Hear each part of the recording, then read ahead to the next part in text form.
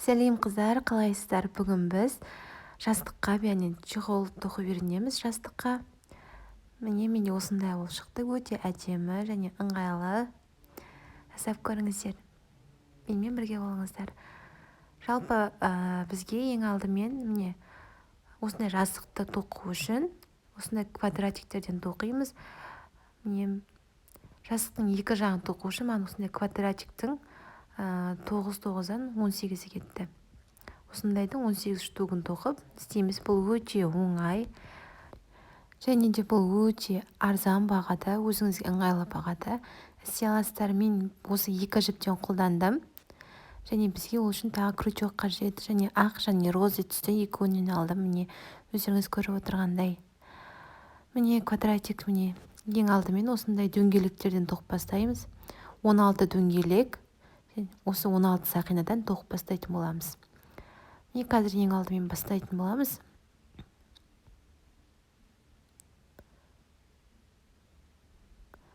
Ең алдымен осылай алып аламыз. Ең бастан бастаймыз. 5 сақина тоқимыз.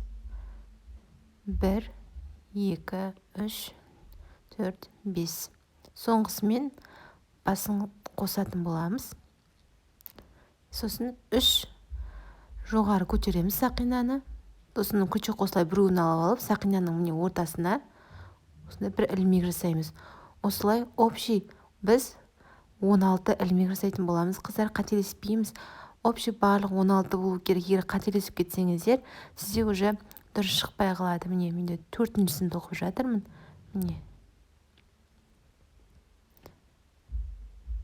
Видеода анықтап барлығы дұрыстап көрсетілген. Қараңыздар.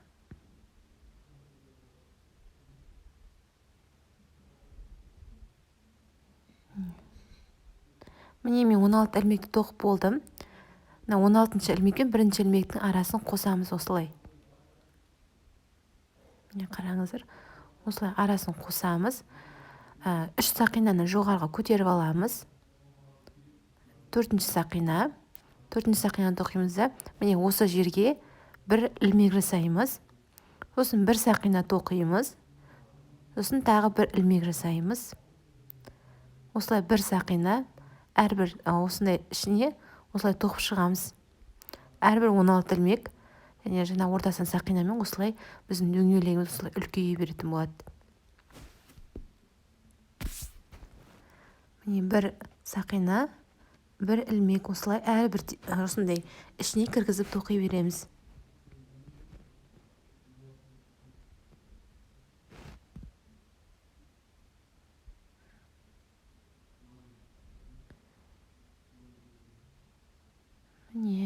Қыздар, қараңыздар, барлық 16 болып шығу қажет.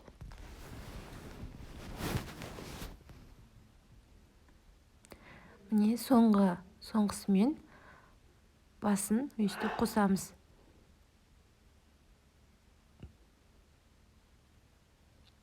Енді тағы да 3 сақина аламыз, жоғары көтереміз. Мынаның арасына 3 ілмек тоқимыз. 1-шісі, 2-шісі, 3-шісі. Әрбір осындай ортасына 3 ілмектен тоқып шығамыз. Қыздар, қараңыздар. Ешқандай қателеспеңіздер. Осылай біздің дөңгелегіміз, ең басында дөңгелек болады, сосын 4 бұрыш қыламыз. Осылай 3-3-тен үлкейте береміз. Барлық 16 жеріне 3-3-тен тоқып шығамыз. Бір ілмек, 2-ші ілмек, 3-ші ілмек. Осылай.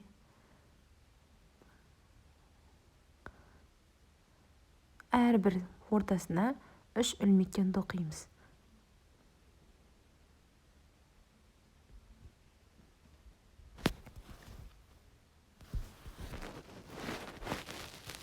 Соңғысына 2 ілмек тоқимыз. Жаңа 3-ін көтердік қой біз. Ең басындағы көріп тұрса, мен сонымен 3 болады. Көрдіңіздер ма? Сонымен общий 3 ілмек болады. Енді біз 5 сақина жасаймыз. 1, 2, 3, 4, 5. Жаңа 3-шісі бар ғой, осы жерге кіргіземіз. міне осы жерге осындай кішкентай ілмек жасаймыз. Енді 3 ілмек жасаймыз. Мына үшіншісіне кіргіземіз. Әрбір үшіншісіне кіргізіп отырамыз. 3 ілмек жасаймыз, тағы үшіншісіне кіргіземіз. 3 ілмек жасаймыз, тағы да. Енді тағы үшіншісіне кіргіземіз. Енді біз мына бір бұрышы, міне 5 сақина тоқыған жеріміз бар ғой, сол бұрышы болып саналады. Енді тағы 5 сақина тоқимыз. 3, екіншісі қазір міне 3, 4, 5. Міне үшіншісіне арасына кіргіземіз.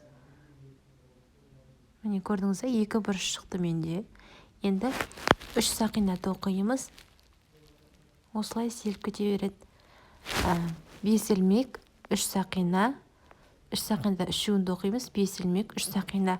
Осылай кете береді соңына дейін. Сол себепте мен басында айттым ғой, 16 болуы керек. Қателесіп кетсеңіз, осылар шықпай қалады.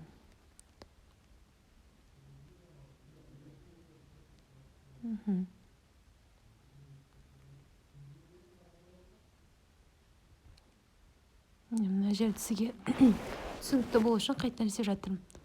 Міне 1, 2, 3. Міне үшіншісі.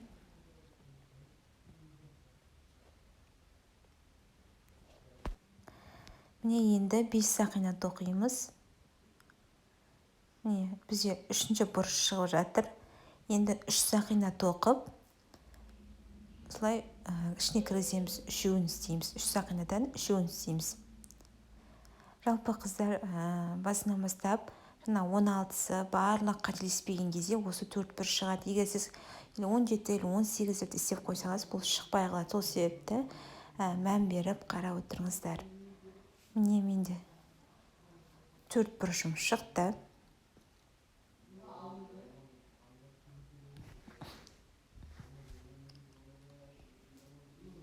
Міне бітіріп жатырмын бұрышымды. Міне қараңыздар. Міне 5-еу істелген, дөңгелектен 4 бұрышы менде шықты.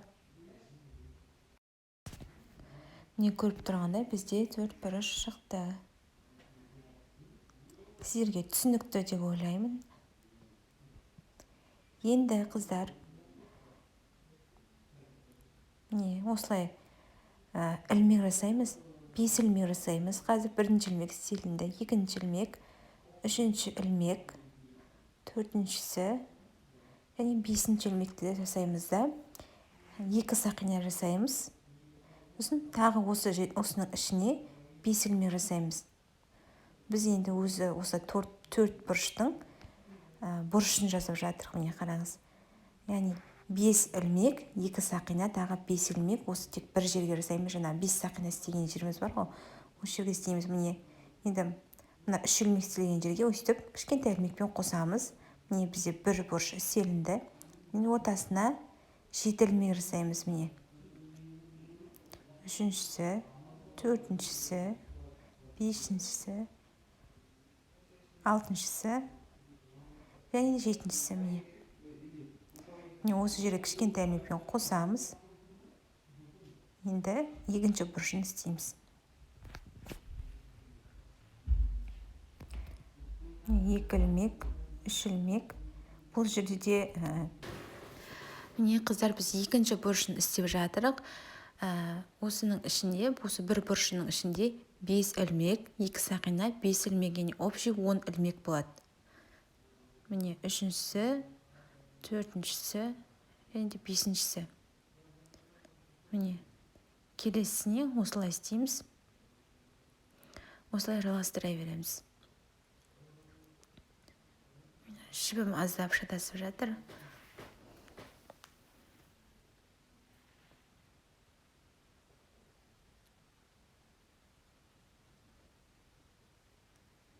Міне тағы да мына жерге 7 ілмек тоқимыз.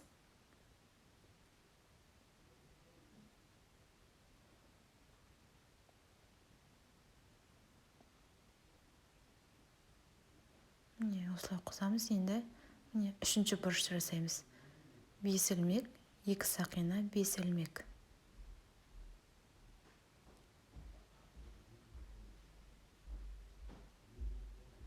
2 сақина осы бүршіктің ішіне 10 ілмек болады.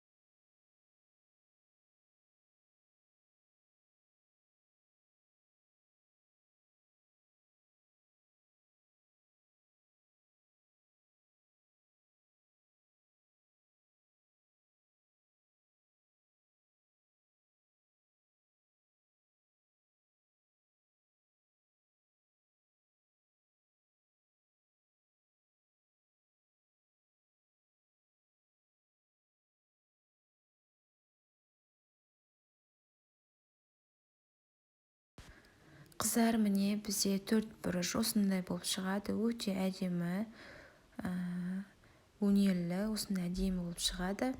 Енді біз осының сыртына жаңағы тоқитын боламыз. Үлкен 4 бұрыш жасаймыз. Міне осындай үлкен 4 бұрыш жасаймыз. Содан кейін 4 бұрыштарымызды қосамыз. Міне бір бұрышын аламыз осындай.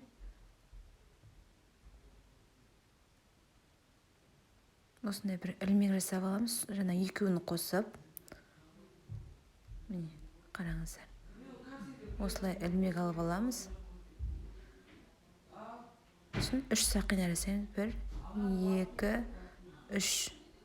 Сосын ортасына, жетеуін тоқыдық қой, соның ортасына, үшіншісіне или төртіншісіне осылай қосамыз. Тағы да 3 сақина жасаймыз да, бір ілмек жасаймыз мына бұрышының ішіне. Осы тесіктер тұр ғой, солардың барлығына істейміз. Тағы 4 сақина тоқимыз қазір. Осы міне мына бір бұрышына кішкентай ілмекпен қосамыз. Сосын тағы осы кішкентай ілмектен кейін 2 сақина тоқимыз. Міне кішкентай тағы бір ілмек жасаймыз. Осының ішіне міне осындай қылып бұрыш жасаймыз. Тағы 4 ілмек тоқимыз. Ой, кешірім өтінемін, 4 сақина тоқимыз. Сосын бір ілмек жасаймыз осындай.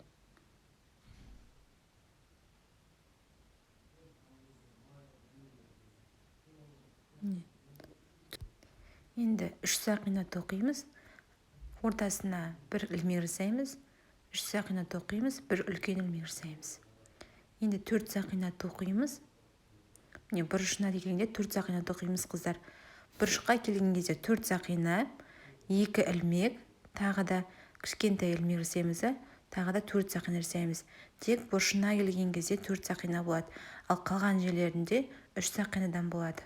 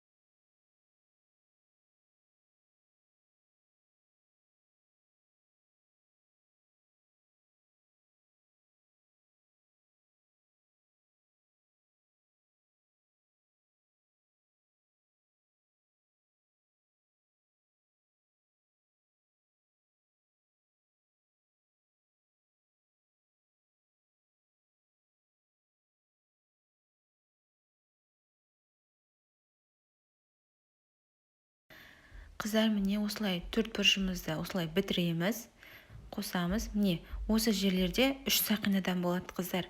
Ал міне тек бұрышына келген кезде ғана 4 сақина 2 ілмек, 4 сақина болады. Қалған жерлерінде 3 сақина 1 ілмек болады. Енді 3 сақина жасап жоғары қарай көтереміз. Сосын осы жерге 4 ілмек жасаймыз. Біріншісі, екіншісі, үшіншісі және төртіншісі. Міне төртіншісі. Міне осы жерлердің барлығын 4 ілмектен тоқып бастаймыз. Тек бұрышына келген кезде өзгерісте болады. Міне осы жерде 5 ілмек тоқимыз. Орысша столбик деп атайды ғой. 5 столбик тоқимыз. Міне енді қараңыз, 4 мына жерге келгенде 5 болады.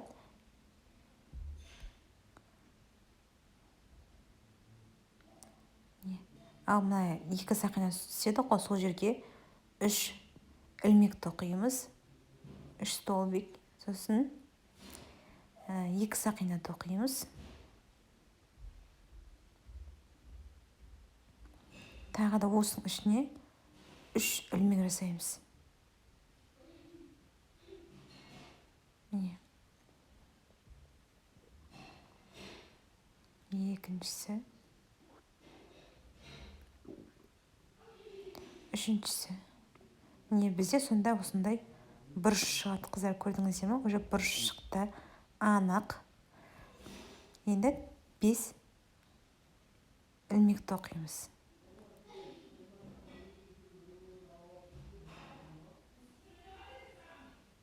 Міне 5 ілмек тоқылды. Енді міне қыздар 4 ілмек. 4 ілмектен тоқимыз. Тек бұрышына келген кезде 5 ілмек. Сосын 3 ілмек, 2 сақина, 3 ілмек тоқимыз. Міне барлығы видеода көрсетілген, анық түсірілген. Сіздерге түсінікті деп ойлаймын. Міне 4 ілмек тоқимыз. Міне мына осы жерге де 4 ілмек тоқимыз. Тек бұрышына келген кезде өзгеріс болады.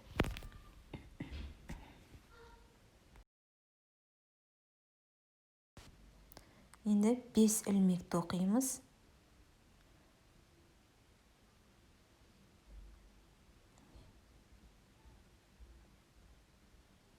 Бесінші ілмек. Міне осы жерге 3-3-тен 6 ілмек тоқимыз. Сонда бізде анық бұрышы шығады. Екіншісі, үшіншісі 2 сақина тоқимыз. Тағы осы жерге 3 ілмек жасаймыз.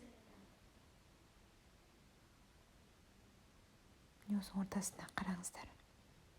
Көрдіңіздер ме? Міне менде осындай бұрышын шығарылды. Осылай тоқып жалғастыра бересіздер. Міне менде уже болды, бітті. Енді сізге соңғы жағын көрсетейін. Міне осы жерге 3 ілмек тоқимыз. Себебі расында біз 3 сақина көтердік қой, ол да 1 ілмек болып саналады. Міне общий сонда бұл жерде де 4 ілмек болды. Қараңыздар, уже бізде осылай бұрыш барлығы шықты. Енді кішкентай осындай ілмектерден барлығын тоқып шығамыз. Міне барлық осындай жерлердің барлығына тоқып шығамыз.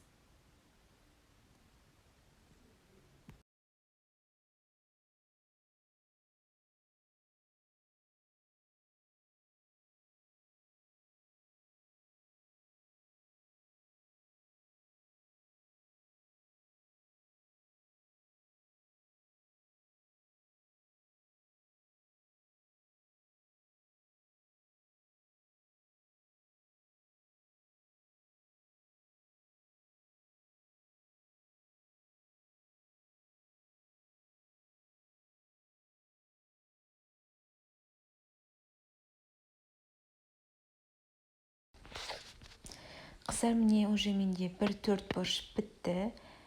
Енді сіздерге осы екеуінің арасын қалай қосу керек екенін түсіндіретін боламын.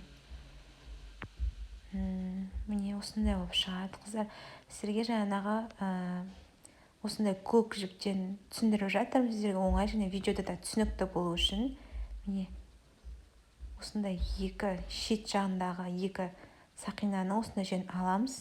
Міне үстіп жіпті кіргізіп аламыз. Міне қараңыздар. Осылай алып, міне кіргіземіз. Сосын мына кішкентай жіпті астына қалдырамыз.